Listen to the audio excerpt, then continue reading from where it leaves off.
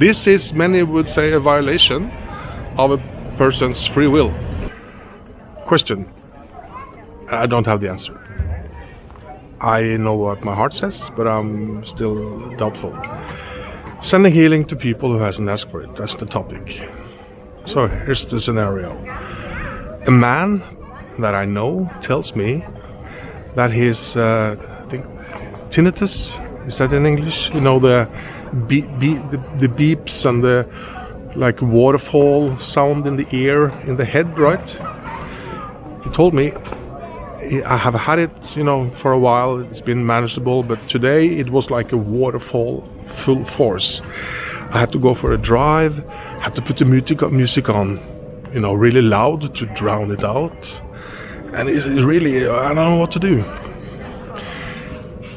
And this man is not my assumption is that if I asked him, do you want me to try to help you? He would feel a little awkward, and I don't think he would like it, with a spiritual healing thing. So you can guess what I did. I did the thing, and I asked him the next morning, how's your waterfall? And he says, it's gone. Is that okay? Is my question. Some people might say, no, this might have been a part of his spiritual journey, something to work through. You have just ruined this man's experience and learning abilities.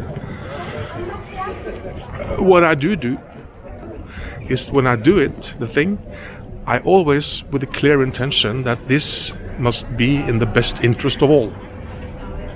Right? And my take on it is that I really don't think the healing force would do it if it's not a positive thing, if it kind of messes up his journey. But do I have the answer to that? No, absolutely not. I don't. Do I know it for a fact? I don't. I would love your input. So, this is, many would say, a violation of a person's free will. Because if I told him, hey, if I asked, how's your ear? And he says, oh, it's gone.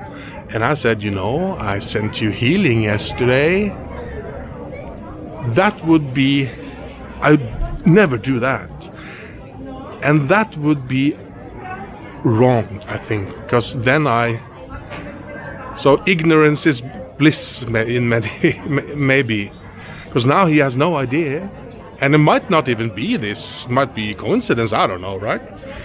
Okay, enough now. What do you think? Please email or comments. Okay.